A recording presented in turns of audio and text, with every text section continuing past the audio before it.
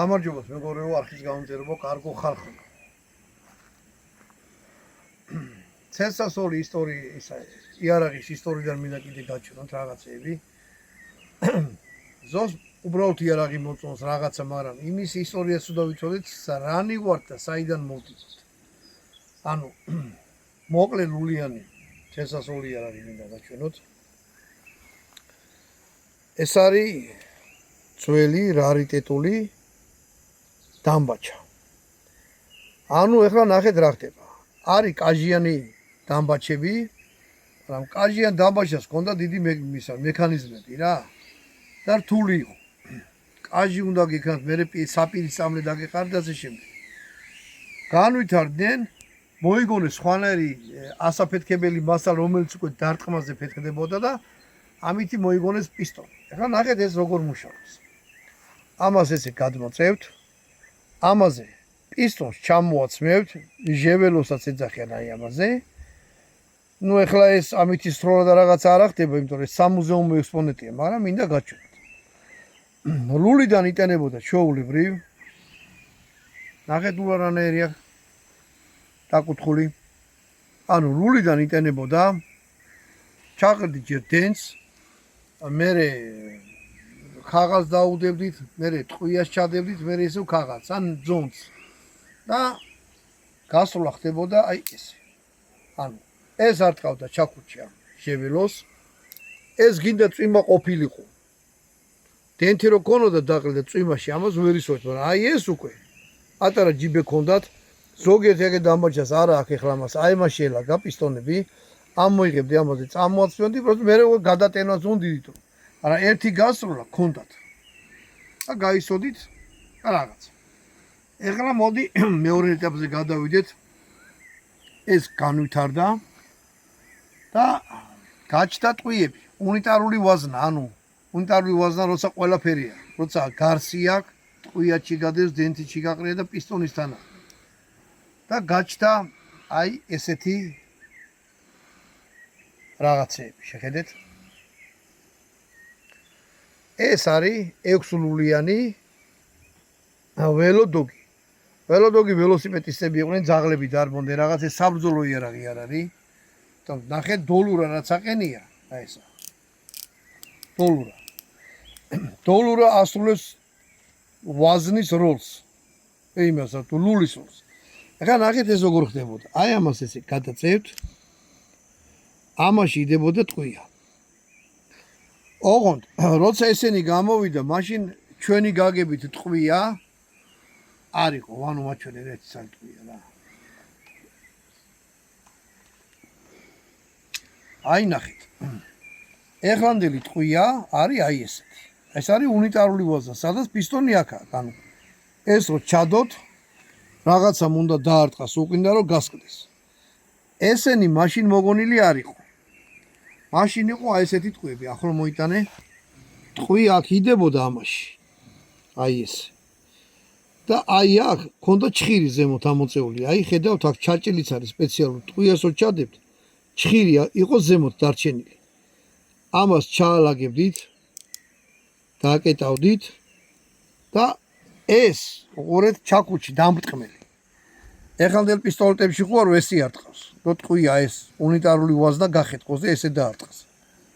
ამ შემთხვევაში ნახეთ აი ეს არტყავდა ზემოდან ქვემოთ. აი ნახე როგორ დაარტყავს. ოშენ როგორ ისე. აი ესე დაარტყა. ანუ ამოწეული იყო აქედან ჩხირი ესე ზემოდან არტყავდა ქვემოთ. ეგეთი ტყვიები მე არ მინახე ყველა შემთხვევაში, ნუ ტელევიზორში და ინტერნეტში კი მინახია. აი აქ ქონდა მთლიანი იყო, ეს ძირი არა ქონდა. იმას მიხვდნენ რაღაცა ნივთიერება იყო უკვე, პისტონები ჯერ არ არის ისე განვითარებული და უბრალოდ პისტონიანი თოფები უკვე არის ესეთი თოფები, როცა ეს მოიგონეს. პისტონი იციან, მაგრამ არ იციან როგორ ჩაამონტაჟონ თვითონ უნიტარული ვაზნა როგორ გააკეთონ. ამიტომ გაუკეთეს აი ეს პისტონი, რასაც ამას არ ტყავდა. შიგნით ჩადეს, ჩხირი ჩაუმაგრეს, დენთი ჩაყარეს და ტყვია გაუჭდეს. ანუ ჩადო, ზემოდან დაარტყა და გასკდა. სხვათა შორის ამის შემდეგ უკვე მალე მივიდნენ იმას რამდენ რომ ესეთი ტყვია გაეკეთებინათ, ანუ ეს პისტონი რომელიც ჩიგიყო დაუყენეს გარედან. ამაზე ვილაპარაკოთ. ესენი რა ველოდოგი არის ველოსიპედისტების მოგუნილი ადრე ევროპაში და საერთოდ ბევრი სოფიენ ძაღლი დადიოდა და ისეც ხალხს დაძევდა ხოლმე. ქალაქებშიც ბევრი ძაღლები იყო. აცრა არ იყო და არაფერი და ძალიან საშიში იყო. ველოსიპედები დადიოდნენ, ცხენები იყო, ჯერ მანქანებიც არ არის ემოდებული და მერეც გამოვიდა ველოდოგებს მერე გაჩვენებთ რა სხვანაირს. ჩაულებრი უნტარულ ვაზნას. რომ ვინმე შეგეშინებინა, ძაღლი მოვიდა, აი ეს ადამიანს რო ესრულოთ ესეთი რაღაც. მეც რომ დაიფაროს. სადღაც მოქმედებს მეტრ-ნახევარი რა, სროლის მანძილი. და ამის ნებაზე და რამე საერთოდ ლაპარაკი ზედმეტ. ეგ არის ახლო მოსული ცხოველი რო ისახნათ რა, ესრულოთ.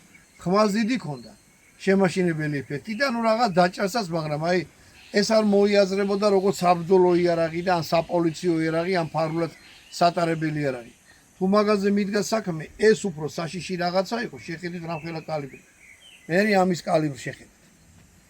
ერახა წარმოიდგინეთ, ამაში ძალიან პატარა ტყვია იდებოდა. აი ამაში იდებოდა აი ამ კალიბრი, სადღაც 45 კალიბრიანი რაღაცა. ამას ერთი ნაკლი აქვს, რომ ერთი გასროლა. აქ 6 გასროლა, მაგრამ ეფექტი ესა. ეს დაახლოებით შეიძლება 10 მეტრამდე რაღაცა დაეზიანებინა ვინმე რა ამას. ეს 10 მეტრაზე უკვე ვეღარ დააზიანებდა, იმიტომ რომ თვითონ ის ტყვეები იყო სუსტი. და იმიტომაც იყო რომ გათვალისწინებული იყო რომ აი საბრძოლო არ იყო, საპოლიციო არ იყო, უბრალოდ შესაშინებელი და ეფექტი ქონოდა. მაგრამ რო შეხედოთ თუ ეგეთი რაღაცა იტყვით რომ არ იქა ნახეთ ტიპს რაღაცა ზარბაზანით დადის და რამე. არაფერი. ესეც ისტორიული ნივთია. ამის ტყვეები არ იშოვნება, არ იყიდება. მე ყოველ შემთხვევაში საქართველოში არ მინახია. არის სამუზეუმო ექსპონატი ძველებური რაღაცა. და ფირმაც არ აწერია სადაურია, ანუ ევროპული აქვს საქართველოში ამებს არ ამზადებს. ჩვენთან ძაღლების არ იშოვდნენ, რომ ხანჯალი ხონდა ბოლო-ბოლო ჩაკცევდი. ეს ჯენტლმენი რო იყავდა ველოსიპედი მოკატავდი პარიზში, ლონდონში ან ბერლინში რაღაცა იაღლიში გაგიგორდათ, ამას ესურდეთ შეაშინებდა. კიდევ ერთხელ თქვი. იარაღის განვითარების მკვდარი ფეხია ეს. ეხლა გეტყვით, ესენი გამოვიდა მერე საბრძოლოებიც. ანუ ტყვია იდებოდა დიდი და ეს დოლურა იყო ამხელა. ანუ სროლის დროს ის მთლიანი დოლურა როგორ წარმოიდგინეთ, რომ ლულები იყოს, ეხლა აი ამ სიგრძე, ეხლა ეს ხო ლულებს როსასრულებს. და აი ესე ტრიალებდა, ან ხელით ატრიალდა ისროდა. აი მერე უკვე რომ მივხვდი რომ 9-ლულიანი თოფები ძიმე და რაღაცა იყო. წინ დაუყენეს ლულა. მკვდრად რომელიც ადგა და სროლის დროს დოლურაში ფეთქდებოდა ვაზნა, ტყვია მოდიოდა, მერე ლულის არხში გადიოდა, მერე ისროდა. აი ეგ არის ნაგანი და აი ესე ძველი კოლტები და რაღაცები რო იყო. სემუელ კოლტმა შეიმუშავა ეგეთი. თორე მანამდე ყველა მე კიდე ჩამივარდება უბრალოდ ამ ტყვიაზე მინახია რაღაცები, მაგრამ აი ესეთი ველოდოგი ძალიან იშვიათია, სულიერ შემთხვევაში ჩამოვარდა ხელში.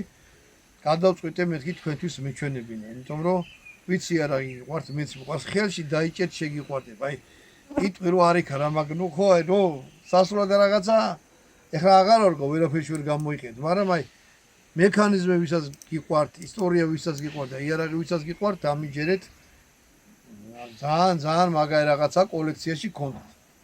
აი ესეთი ორი ესეც პატარა არის და ფარულად სატარებელია და გაცილები ძლიერი რაღაცა, ეს არის ამისი მეორე ნაბიჯი, უკვე ეს. აქამდე იყო, სანამ პისტონს მოიგონდნენ.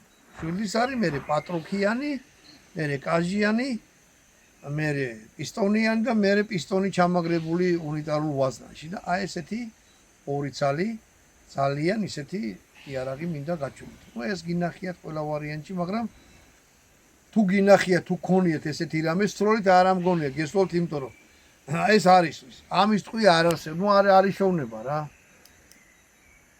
ერთი 200 წლის წინ მოკვდა ამისი ისტორია რა. მიხვდნენ რომ ესეთი მექანიზმი უკვე არის ვარგებული.